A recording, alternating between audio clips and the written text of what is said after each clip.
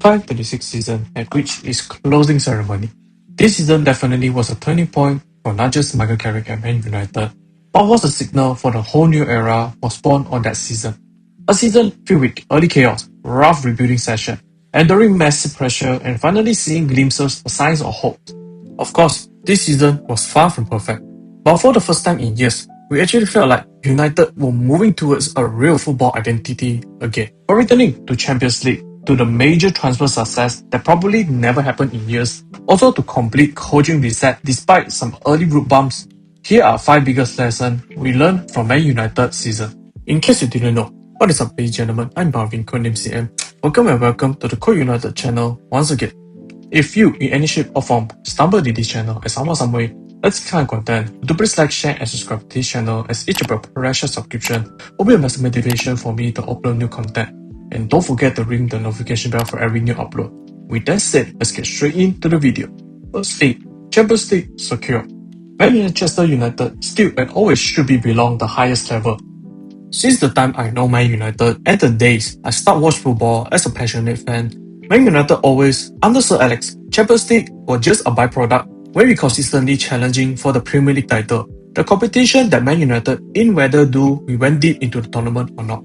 But after Sir Alex gone, we not just never always in the most prestigious tournament, nor even worse some of our season the goal was just to get into the Champions League in order to get the qualification prize money. How the standards had changed. Despite that, after inconsistent and pressure throughout the recent years, going through 2 disastrous campaigns, finishing 8th in the 23-24 season and the worst 15th in the 24-25 season, returning to Champions League was a massive thing for Red Devils. Not only it boosted Man United financially, internal psychologically, most importantly, the pull factor for other top players, as a lot of footballers seek for elite competition, top elite football, and the sheer ambition to be the best club in the world. While Man United having the history, they still capable to get top players without the presence of Champions League football. Getting back into Champions League restore the belief around the club again. However, there was a catch here. Entering into Champions League was not just an entrance ticket. Getting deep into tournament will further evaluate Man United's status both on and off the pitch. Yet to expect Man United do that with our current squad will be a big stretch. Besides that, there was still question around how Carrick handled 3 matches a week schedule.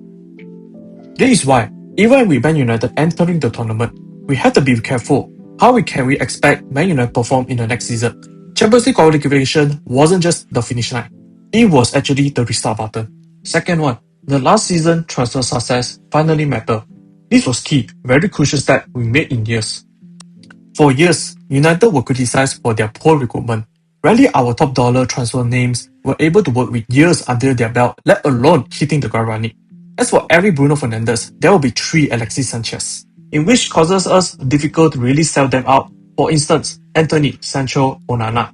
But this season, we Man United restructured their footballing department, bringing in Rovell, well-respected football recruitment. Man United set their transfer direction, focusing on signings that generally can change the team with less time adaptation. Evidence Man United first 2 signings of Cunha and Mbeumo, both forwards were Premier League proven and clearly had the ability to improve Man United attacking side, as both of them added the dynamism, energy and unpredictability in the attacks. Not just that, the acquisition of Slovenian striker Benjamin Sesko from Germany, while was doubt pouring top dollar on a young striker from other leagues can be a huge risk. But his freak athletic ability, strong build and pace to outrun any defender could have him suit or thrive in England. Coming into this season end, all of our attackers makes thrive in the red shirt, as all 3 of them make history as the second trio score at least 10 Premier League goals in the Premier League season. And funny enough, all of them blossom on a different part of the season. In early season, Mbeumo was the goal-getter, scored against Liverpool, Arsenal and Man City. And in mid-season, Sesko particular under Carrick saw him go on a run of goals at the same time act as an effective link-up player at the top, making him one of the most dangerous strikers at that time. At later part of the season, Cunha rose to occasion, score in consecutive matches or deliver high defensive work rate. And don't forget the serving celebration. But the biggest upgrade or changes definitely Sander Lammens. The Belgian keeper single-handedly made Man United defense far more secure than the days by Onana and Ben between the sticks. He strongly instilled the stability that was missing since the Gea days. This shows how a close team monitor and smart recruitment can change the whole season trajectory. The third thing, coaching change, and decision making. The switch from the become one of the definition moments for the season. Last season, with the sacking of Ten Hag, the managerial change was a mess, as Man United was heavily linked with Robert Emery, inspired by his link with Liverpool at that time. Emery viewed to be up-and-coming top manager after bringing in Sporting to their prominence. Plus, he led the team won over Man City 4-1 was the defining moment Man United wanted the Portuguese manager. Fast forward to this season, it was nothing but all over the place. Under Emery with his battery system and up-tempo, high-pressing style, his idea was very ambitious, even bringing in some footballers that would suit his system, but overall his speed looks uncomfortable, putting some of the players are not on their natural position like right wing Diallo as a right wing back. But credit to Emery, Diallo actually plays some of this bad football at that position. First of all, Bruno Fernandes, a world-class attacking midfielder, playing as a CDM, while having a more natural CDM Kobe Manu on the bench. Now that was criminal. After his dismissal from the club, in comes Michael Carrick, who restored the player in their most comfortable position, introduced a much calmer, a structured and balanced team, while successfully interact well with the players. Adding creams to the crops, most of the players understood and buy into his system. Carrick led Man United from outside of the Champions League to now concrete secure the position, finishing third in the standings. And he did that by overcoming serious obstacles, winning top two clubs of Man City and Arsenal in his first two matches as an interim convincingly. He also won against Liverpool, Spurs and Chelsea, showcased Carrick will not sloth when it comes to managing his former club. Emery Carrick looked to secure the permanent position in the club. Hope the former Man United skipper can continue his successful run. And the fourth, the coming off-season is still going to be massive and busy.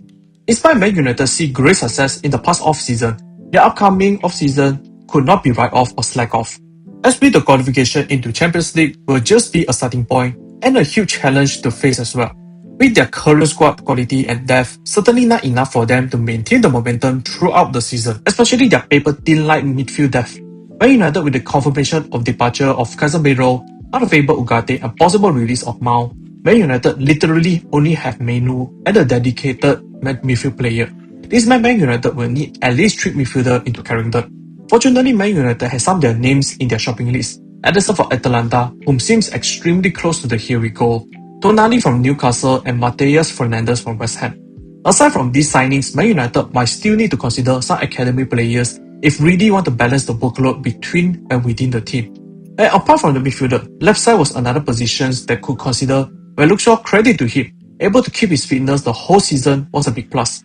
But to rely on him for 50 plus matches will not a great idea, as Lewis Hall from Newcastle will be the target for Man United to look into him. By the looks of the names and the squad restructure, we can say Man United this coming season or this coming off-season will be a very busy one. The fifth and the last thing, Bruno Fernandes' legacy season. 20 assists. 20. Tying with Henry and KDB, you can argue with your mama or your brother on the set piece or the open play assist whatsoever. An assist in an assist, no question needed. Despite all the chaos around Bruno, like changing manager, teammate turnover, or even mention the position change, he still delivered, carried the creativity, leadership, and consistency workload all season long. Critics questioned him for years whether giving him the captain armband was a choice, as he was too emotional, not level-headed, nor the real leader to lead Man United. But this season reminded everyone Bruno Fernandes is still the heartbeat of Manchester United. During the early season under Emery, he was placed as CDM, played on a deeper role. While he can play at the position, it was not his best. But his lack of defensive awareness and unable to influence on the final third do not yield Man United consistent success, rather was slammed for its defensive contribution. Playing under Carrick, when he returned to his familiar 10th position, he went back to the world-class self, collecting assists like no other. Plus, he do not just deliver simple assists, he can do all kind of that.